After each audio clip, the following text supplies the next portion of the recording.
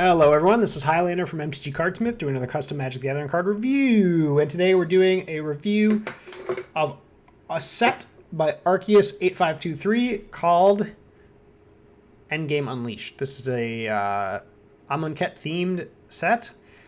This is the 8th card I've reviewed.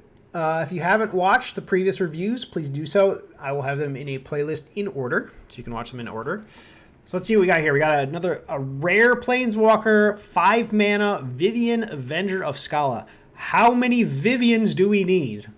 Is what I tend to ask Wizards, because they print so many Vivens. Are there more Vivens than Jaces now? Let's see. Let's compare. Viven. How many Viven? Okay, well, obviously that didn't work. Sorry. Viven.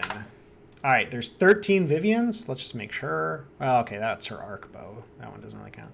All right, maybe there aren't as many as I thought. For some reason, I thought there were like a million of them.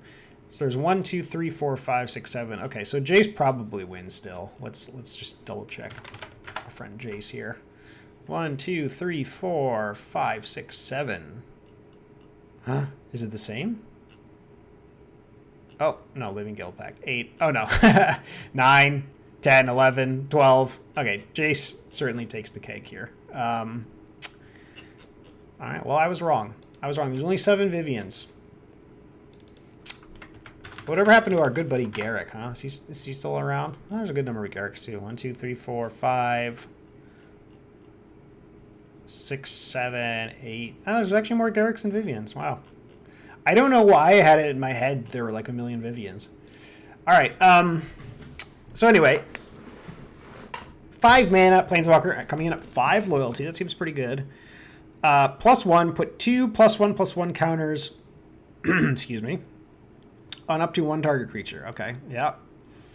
That's a green thing to do. -3. Target creature you control deals damage equal to its power to target creature or planeswalker. So a fight, or excuse me, a bite. And then -8, create a token that's a copy of a card named Craterhoof Behemoth. Yeah, okay. We saw this kind of thing before on the Mog. What's his name? Mog Warcaller. And I had issue with the wording, and once again, I stick to that. I mean, you know, it's cool, but I mean, you know, this could easily just say, you know, create a 5/5 green beast creature token with haste. Creatures you control gain trample and get +X/+X until end of turn, where X is the number of creatures you control. You know, and you know, I mean, yeah, it's cool to see this like callbacks to other cards and stuff, but that's just not how Magic works generally. You know, it's a powerful ultimate though. Don't get me wrong. I mean, overall, this Planeswalker. I mean, the +1 is pretty unexciting. I have to say, like, it's not that it's bad. I mean, putting 2 +1/+1 counters on a creature is certainly like a good +1. It's just design wise, it's very unexciting. And the fight is kind of, or excuse me, the bite is also similar. So this one to me feels pretty uninspired. I mean, feels like this one was just an excuse to have a Craterhoof Behemoth ultimate, and that's basically it. Because the other 2 abilities are just very vanilla, very uninteresting. You know, it's certainly a good card. Like, yeah, you would play this in your limited deck, and it would do really well for you. But I mean, as a design, you know, again, this is another example. The design here is perfectly fine. There's not really much wrong with this card.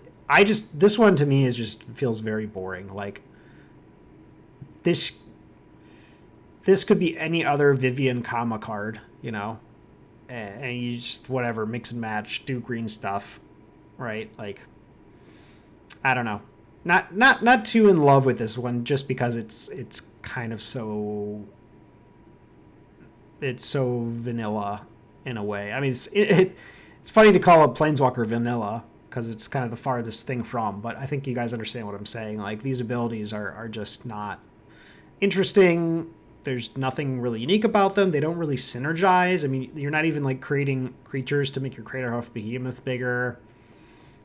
Yeah, I mean, not much else to say about this one. I think this one, I mean, I basically have to give this one like a 7 out of 10 because there's nothing really wrong with it. It's a perfectly fine card. It's good. It does Planeswalker things. Oh, actually, that's not true because of the wording on the Craterhoof Behemoth. Okay, I have to give this one a 6 out of 10 then because of the wording of the Craterhoof Behemoth.